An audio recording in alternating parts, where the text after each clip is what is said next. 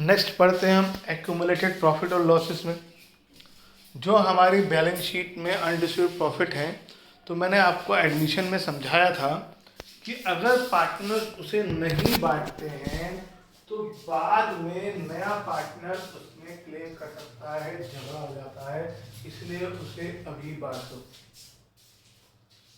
अब इस चैप्टर में क्या, पार्टनर्स के बीच अगर प्रॉफिट शेयरिंग रेशो चेंज हो रही है तो क्या झगड़ा होगा पार्टनर्स। तो वही देखो, अगर मान लो आपका प्रॉफिट शेयरिंग रेशो पहले था इक्वल, अब आपने कर दिया है 3:2:1।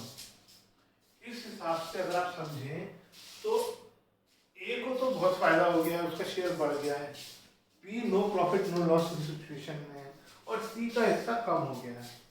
क्योंकि पहले अगर आप ध्यान से समझें 3 रुपए थे तो तीनों को 1-1 रुपया मिल रहा था, या ये कहो कि 6 रुपए थे तो तीनों को 2-2 रुपए मिल रहे थे पहले।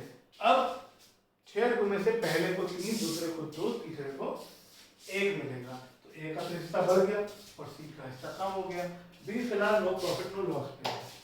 अब अगर आप अनडिस्ट्रीब्यूटेड प्रॉफिट्स को नहीं बांटते हैं तो क्या होगा, फ्यूचर में जब ये प्रॉफिट बांटने की बात आएगी तो फ्यूचर में तो रेशो हो चुकी है 3:2:1, तो ये उसमें बटेगा, तो सी का तो नुकसान हो गया, क्योंकि अगर ये पहले बच गया होता तो सी को ज्यादा मिला होता और ए का फायदा हो गया। तो जब भी रिकॉन्स्टिट्यूशन ऑफ पार्टनरशिप होता है, चाहे वो एडमिशन हो, चाहे वो रिटायरमेंट हो, अगर रिटायरमेंट आप पढ़ेंगे, चाहे ये वाला चैप्टर हो, तो ये रिजर्व्स की बात हमेशा आ जाती है कि भाई रिजर्व्स को का झगड़ा हटाओ। तो उसका सिंपल सॉल्यूशन क्या आता है कि रिजर्व्स को बांट दो। लेकिन एक्चुअल में पार्टनर्स के पास 2 ऑप्शन होते हैं, वो रिजर्व को बांट भी सकते हैं और नहीं भी बांट सकते हैं।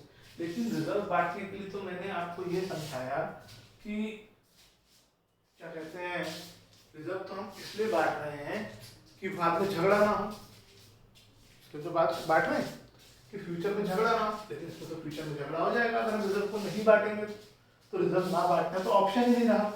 अगर हम ये डिसाइड करते हैं, मैंने एग्जांपल में मैंने 6 रुपए वाला एग्जांपल दिया कि तीनों को 2-2 रुपए मिलने थे, अगर अभी बांट देते तो, और बाद में बांटेंगे तो सब ए को 3, बी को 2 और सी को 1 मिलेगा। तो ऐसे में झगड़ा कैसे सॉल्व किया जाए। अगर मैं ये डिसाइड करता हूँ कि आज नहीं बांटना है, अगर आज नहीं बांटना है, अगर ये आप डिसाइड कर रहे हो तो ए 1 रुपया सी को दे देगा, ठीक है, ए ने सी को 1 रुपया दे दिया। फ्यूचर में जब भी ये प्रॉफिट बटेगा तो ए को कितना मिलेगा, 3 रुपए। ए पहले ही 1 रुपया दे चुका है तो ए को एक्चुअली कितना मिला, 2 रुपए। बी को कितने मिलेंगे, 2 रुपए। और सी को कितने मिलेंगे, 1 रुपए, और 1 रुपए उसे पहले से मिल गए थे, कितने हो गए, 2।